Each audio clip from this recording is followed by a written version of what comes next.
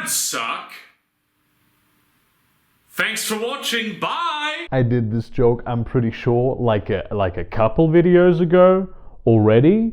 So it's a matter of hours at this point until I completely run out of ideas forever and become just an empty, withered husk, not even a pale imitation of the man I once was, because the well has finally run dry. But let's be honest here, ads do suck. Very occasionally there will be like a good ad, a stroke of luck where some Madison Avenue advertisement agency actually managed to hire a Don Draper level genius. But most of the time we talk about ads and meme about ads because those ads suck in some major way. Which is of course a valid marketing strategy. I have heard there's a lot of people who believe that all PR is good PR, but I do think that we've seen that backfire quite often. Need I remind you of the Pepsi ad? And I mean the first Pepsi ad that just came to your memory, and the Pepsi ad that is probably the only one you can remember. Actually, Pepsi Man was also kind of cool. But in this time of the advent of the internet and the media on the internet, we've seen a whole new type of ad emerge from the realm of influencers. Now, there is a whole discussion to be had about the advertisement tactics of influencers and how moral they are, how problematic they might be.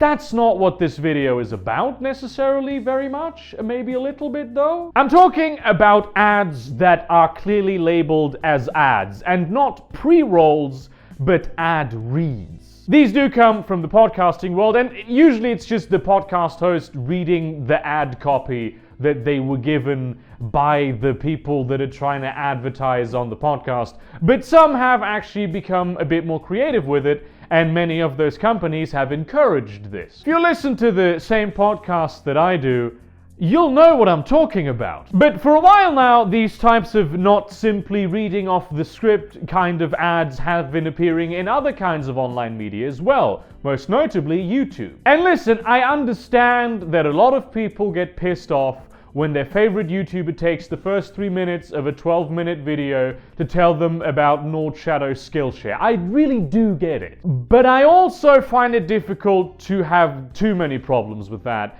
And the fact that these ad reads are so individualized is a huge part of it. I mean, I have taken sponsorship money for the novel Liquid Rain by Tim Reutemann and the RPG system Tailspinner, both of which you should check out, I suppose. But I distinctly remember a few months ago, I was watching a Chris Reagan video, and he starts talking about honey, just like right off the bat in the beginning of the video, which is a service that I, as someone who doesn't live in the United States, cannot even use. And I thought, hey, I'm just gonna find the spot in the video where it looks like the ad is over. But then as I was looking for that, I found that the ad was actually really funny because Chris was doing his own Chris Reagan style. And so I decided not to skip it and essentially was amused and had a good time watching an advertisement. And this experience has repeated itself several times, with me finding that the more leeway they give to the creator to put their own spin on things,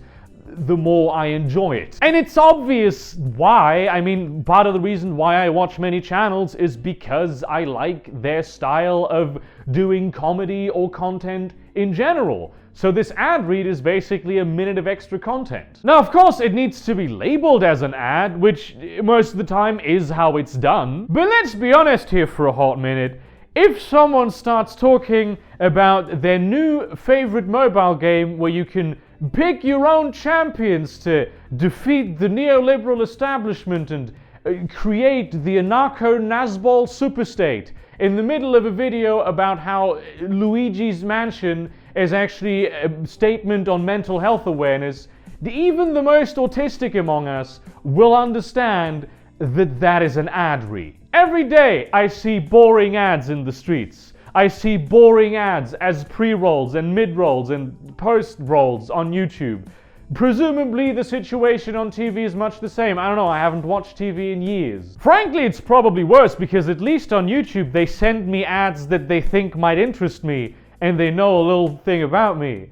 But on television, that's just the complete Wild West. I do believe that much of the future of advertisement will be this hybridization of like ad copy and individual creator style, with the resulting synthesis being something that comes off as much more genuine and entertaining as the things that we usually see today in ads, which means that people will watch it. I mean, at least it will seem that way. The big problem with influencer marketing is that it does, to a large extent, commodify the parasocial relationship you have with that person. And there is a very insidious side to this, because to us, at this point in time, anything that doesn't seem like it comes from like an executive drawing board appears to be something the person genuinely believes. It's up to the moral standards of the individual content creators to not exploit the trust placed into them by their audience in that regard.